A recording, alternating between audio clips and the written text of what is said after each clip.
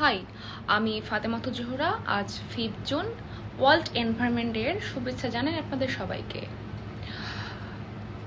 World environment day উপলক্ষে আমার হঠাৎ করেই মনে পড়লো আসলে এই কিছুদিন আগেই বাংলাদেশে একটি জাতীয় নির্বাচন হয়েছে এবং সেই নির্বাচনের ইস্তেহারে জনাব তারেক রহমান বলেছেন তিনি 25 কোটি গাছ রোপণ করবেন। তিনি এই প্রমিস দিয়েছিলেন। এমনকি সোশ্যাল মিডিয়াতে সেই গাছ রোপণের কাউন্টডাউনও শুরু হয়েছিল।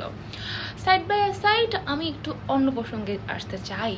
হঠাৎ করে সেই কাউন্টডাউনটা আসলে দেখতে পাচ্ছি না বিদায় আমার মনে এই প্রশ্ন আসলো, আচ্ছা বাংলাদেশের থলেতে কি কোনো আন্তর্জাতিক স্বীকৃত অ্যাওয়ার্ড রয়েছে জলবায়ুতে অবদান রাখার জন্য? তারপর আমি জানতে পারলাম হ্যাঁ, অ্যাওয়ার্ড তো রয়েছে এবং সেই অ্যাওয়ার্ড আসলে 2015 সালে জাতিসংঘে পরিবেশ কর্মসূচি কর্তৃক প্রদত্ত চ্যাম্পিয়ন্স অব দ্য আর্থ পুরস্কার পায় শেখ হাসিনার হাত ধরে, এবং এটা কিন্তু পরিবেশ বিষয়ক সর্বোচ্চ সম্মান। এই পুরস্কার তাকে দেওয়া হয় পলিসি লিডারশিপ বিভাগে। এখন একটু জেনে আসা যাক পলিসি লিডারশিপ বিভাগে মানে সে কী সব পলিসি নিয়েছিল এবং ইমপ্লিমেন্টেশন করেছিল সেটাও একটু জানা জরুরি। Bangladesh climate change strategy and action plan, coastal এরিয়াগুলোতে আসলে বৃক্ষরোপণ করা, cyclone shelter, early warning system, যার কারণে কিন্তু আসলে ঘূর্ণিঝড় চলাকালীন সময়ে আমাদের ক্ষতিগ্রস্ত হওয়ার হার বলুন এবং ক্ষয়ক্ষতির হার বলুন সব কিছুই আসলে ক্রমান্বয়ে হ্রাস পাচ্ছিল। Renewable energy and adaptation projects and Mujib climate prosperity plan, যেটা ছিল আসলে ইন্টারন্যাশনাল এজেন্ডা, সেই কারণেই কিন্তু আসলে তিনি এই অ্যাওয়ার্ডটি পেয়েছেন। এর পরবর্তী সময়ে আসলে 2023 সালে COP28 উপলক্ষে তাকে Asia climate mobility champion leadership award প্রদান করা হয়। শেখ হাসিনার জন্যে বাংলাদেশের থলিতে সর্বোচ্চ যে অ্যাওয়ার্ড রয়েছে সেটি কিন্তু বাংলাদেশ পেয়েছে। এবং পরবর্তী সময়ে আমি যদি একটু তুলনা করতে চাই যে আন্তর্জাতিক পুরস্কারগুলো শেখ হাসিনার হাত ধরে বাংলাদেশ পেয়েছে, তারেক রহমান এখানে একদম শিশু। ওকে ফাইন, সে তো প্রথম প্রধানমন্ত্রী হয়েছে, তাকে না হয় ছাড় দিলাম, কিন্তু আমি যদি বলি নীতিগত জায়গা থেকে, লাইক ধরেন হচ্ছে আমি একটা ক্লাইমেট প্রজেক্ট হচ্ছে গিয়ে বাস্তবায়ন করতে চাই, সেই জায়গাতে শেখ হাসিনার মানে বাস্তবায়নের রেট হচ্ছে ব্যাপক।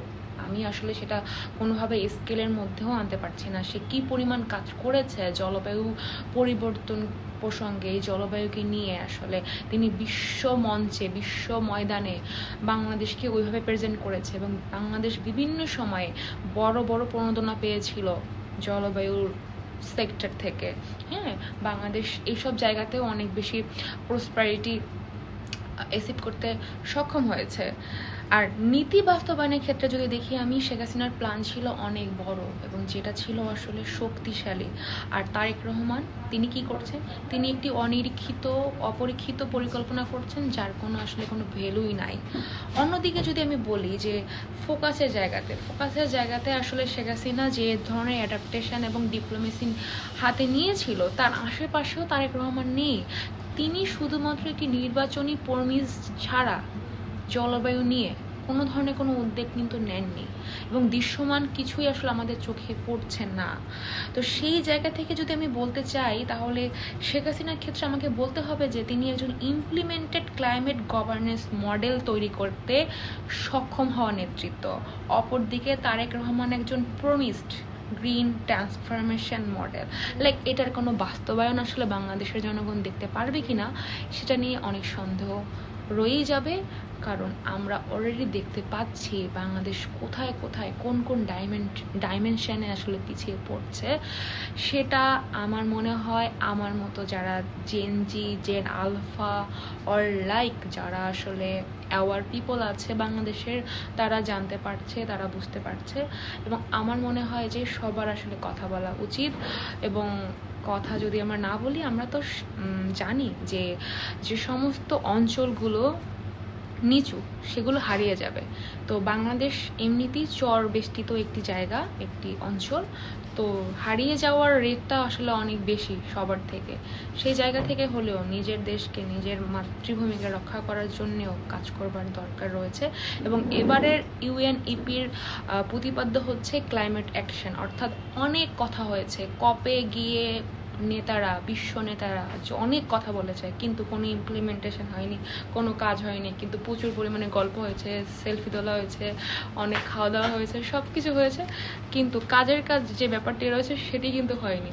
সো এবার আসলে ইউএনইপি মনে হয় একদম একদম শক্ত হাতে নেমেছে যে না, এবার কিছু একটা করতে হবে, কাজ করতে হবে, আর কথা বললে হবে না।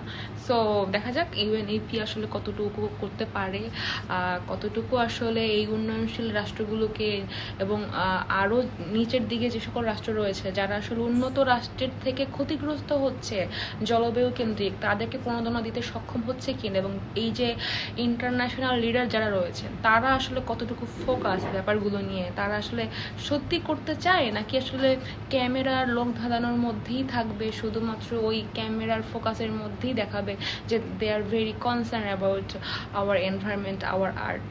অ্যান্ড মোস্ট ইম্পর্টেন্টলি আমাদের কোনো পৃথিবী নেই, আমাদের কোনো দ্বিতীয় পৃথিবী নেই। সো এই পৃথিবীকে রক্ষা করতে হলে সবার এগিয়ে আসতে হবে। এই প্রজন্মের অনেক বেশি কাজ করবার জায়গা রয়েছে, কারণ আমরা দেখতে পাচ্ছি আমাদের যারা ওল্ড গার্লস রয়েছে তারা একটা গাড়ি কিনে তারা হচ্ছে পানির বোতল ফেলছে, খাবারের চিপসের প্যাকেট ফেলছে, নির্দ্বিধায় ফেলছে, অথচ দেখা যাবে তার গ্র্যাজুয়েশন অনেক ভালো ভালো ইউনিভার্সিটি থেকে। বাট ব্যাপারটা হচ্ছে সে বুঝতেই পারছে না যে সে একটা রং কাজ করছে, মানে like he is wrong doing, তার এটা নিয়ে কোনো কনসার্ন নেই, অর্থাৎ সে বুঝতে পারছে না। সো গাইজ, তোমরা যারা এই জেনারেশনে আছো তোমরা তো বুঝতে পারছো। So keep it up. হ্যাঁ, বোঝার ব্যাপারটাকে আরও এগিয়ে নিয়ে যাও, আরও বেশি বোঝো, এবং তোমার আশেপাশে যারা রয়েছে তাদেরকে একটু একটু করে বোঝাও। এটা একদিনে একেবারেই অসম্ভব, এবং প্রাকৃতিক দুর্যোগকে তো আমরা পুরোপুরি ভ্যানিশ করতে পারবো না। আমরা যেটা পারবো আমাদের লসগুলোকে কমিয়ে আনতে পারবো। সে জায়গাতে আমাকে বারবার আসলে শেখ হাসিনার নামটি নিতে হচ্ছে, কারণ তিনি আসলে যে অনবদ্য পরিকল্পনা আমাদেরকে দেখিয়েছে এবং সেই পরিকল্পনা বাস্তবায়ন করে দেখিয়েছে, সেটা কেন আসলে বর্তমান সরকার বা এই যে ইন্টেরিয়াম সরকার পারলো না। হ্যাঁ, আমরা দেখেছি যে কিভাবে প্রাকৃতিক দুর্যোগে বাংলাদেশ আসলে গত 2 বছর সাফার করছে। অনেকেই হয়তো এই রিপোর্টগুলো ঘাটেন না, প্লিজ গুগল ইট, জানেন, বুঝেন, অ্যান্ড দেন সেগুলো নিয়ে কথা বলেন। অনেক কিছু বলার আছে, অনেক কিছু বলবো। আবারও দেখা হবে, ভালো থাকবেন।